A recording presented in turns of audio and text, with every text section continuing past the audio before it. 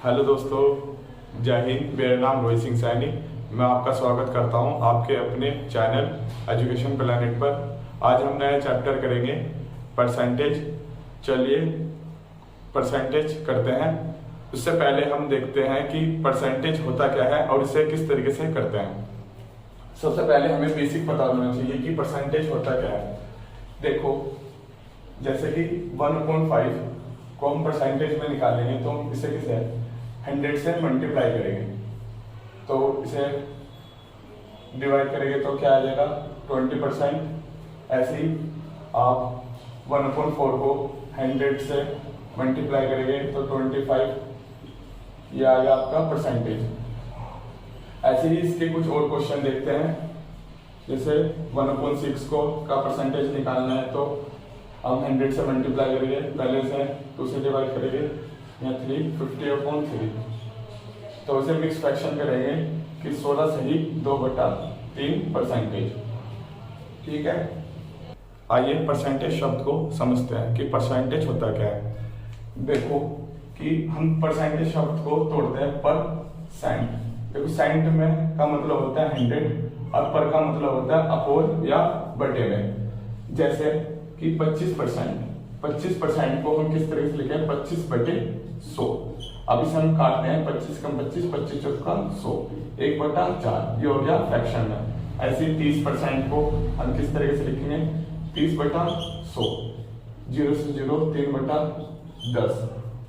ऐसे ही 20% को हम किस तरीके से लिख सकते हैं 20/100, इसे काटेंगे तो 4 बार 1/4। देखो इसका यूज कैसे होता है। जैसे हमें सपोज मार्क्स मिले कि 50 में से 20, किसी बच्चे को 50 में से 30 या 50 में से 40 और 50 में से 30। अब इसको परसेंटेज में निकालो तो आप किस तरीके से करेंगे, इनका सबका सम कर देंगे कि भाई 200 में से ऐसे कितने मार्क्स मिले 70, 120। आप कहेंगे भाई 200 में से कितने मिले 120, मगर ये पता नहीं कि उसे परसेंटेज कितने मिले। भाई परसेंटेज में पता चलता है कि आपके एवरेज मार्क्स का होता है। हम कुल मिला के ये भी कह सकते हैं परसेंटेज एक तरीके से एवरेज मार्क्स होते हैं कि आपको कुल मिला के कितने। हम कंपैरिजन करते हैं कि 100 में से कितने मार्क्स मिले, 60 मिले, 60%।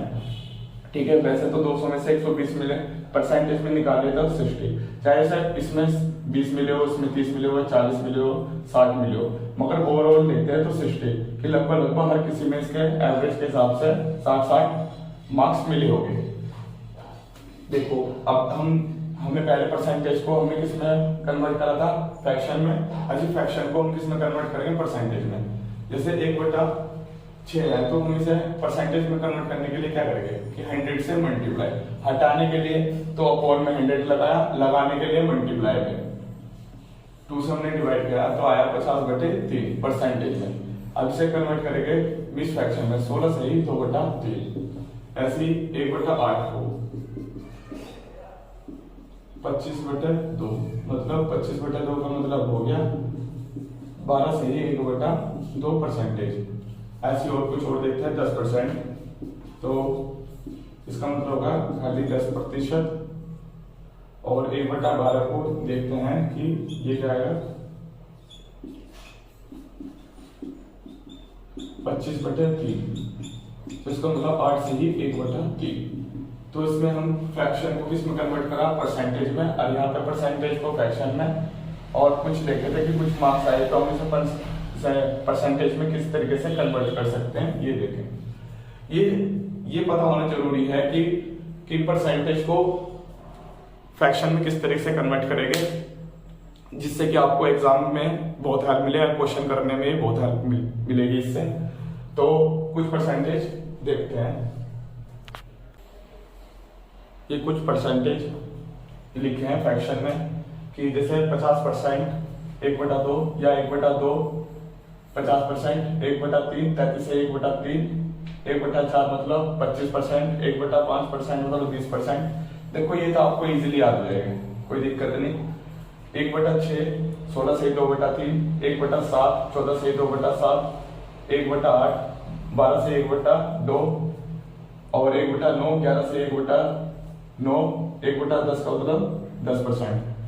1/11, 9 सही 1/11, 1/12, 8 सही, 1/3, 1/13, 7 सही, 9/13। देखो यहाँ से यहाँ तक एग्जाम में बहुत पूछे जाते हैं, जो मोस्टली आते हैं, ये आपको याद होना जरूरी है, ये इंपॉर्टेंट है।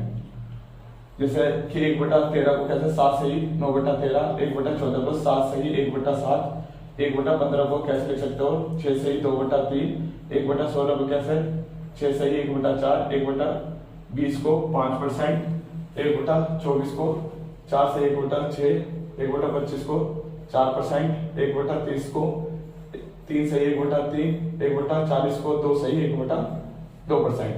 इनमें से कुछ क्वेश्चन एग्जाम में पूछे जाते हैं, मगर जो ये मैंने बताया आपको, ये बहुत पूछे जाते हैं।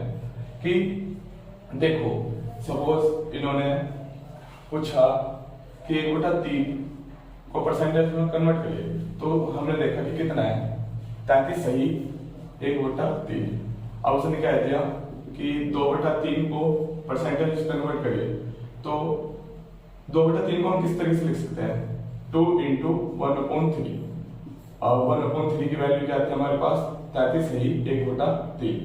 अब मुझे बस खाली इससे 2 से मल्टीप्लाई करना, तो 66 सही 2/3 परसेंटेज बन गया।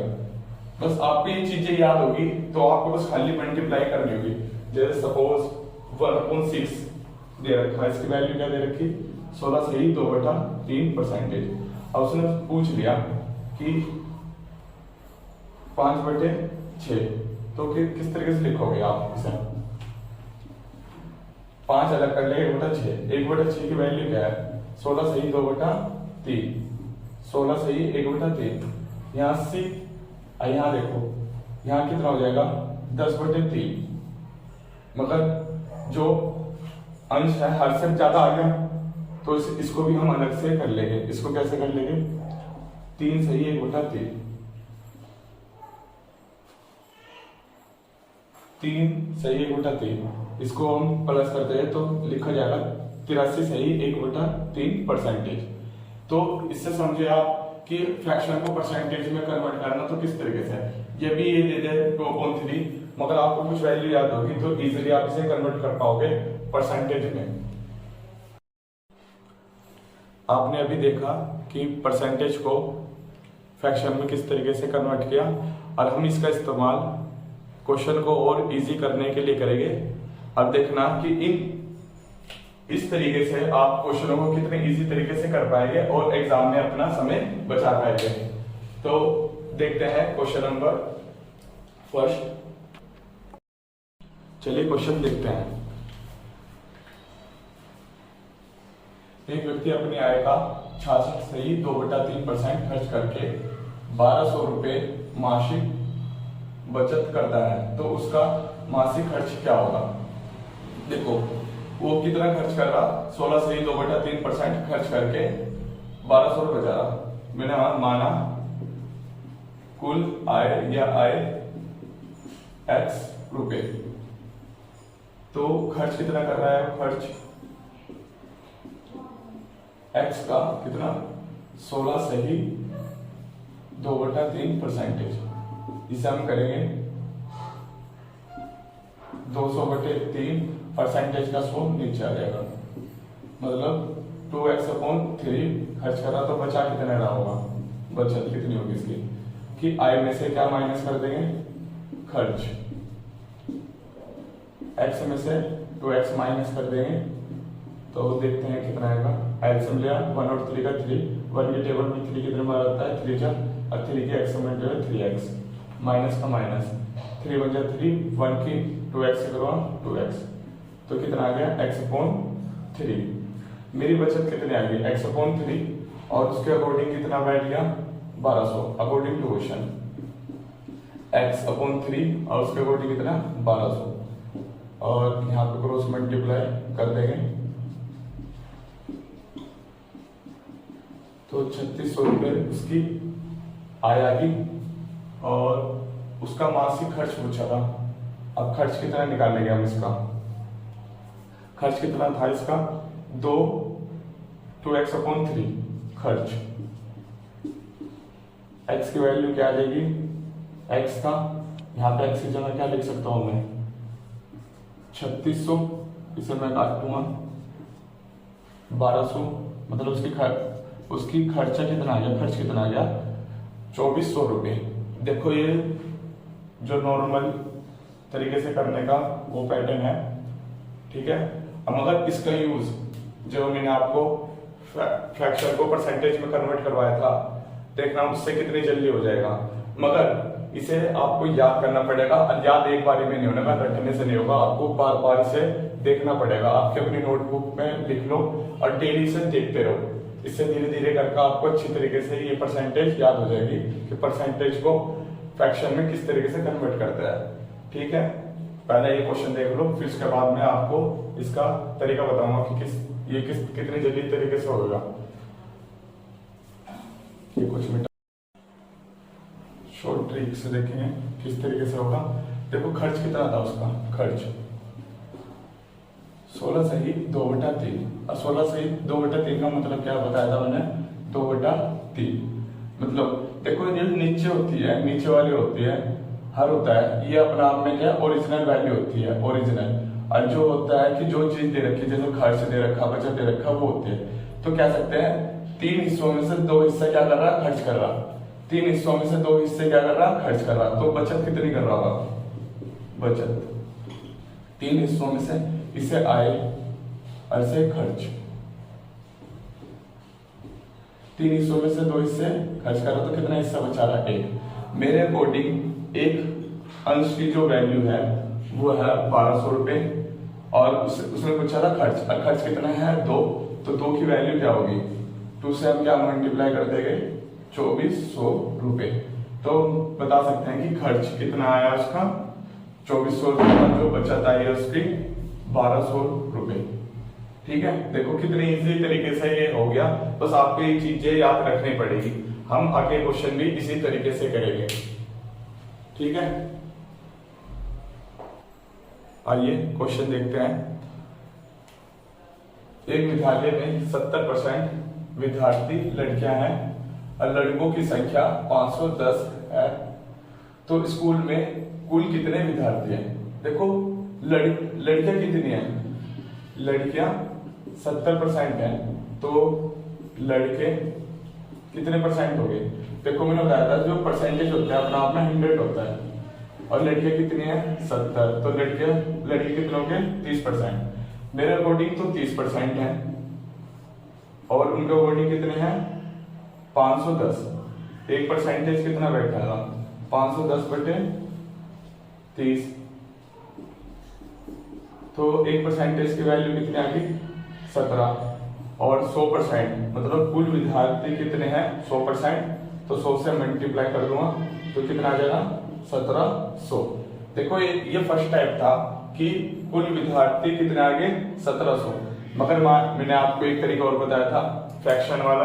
तो यहाँ लिखते हैं कि लड़कियां कितनी है, लड़कियां 70%। 70% इसको मैं फ्रैक्शन करता हूँ 70/100, 0 से 0 कैंसिल, तो इसका मतलब आ गया 7/10।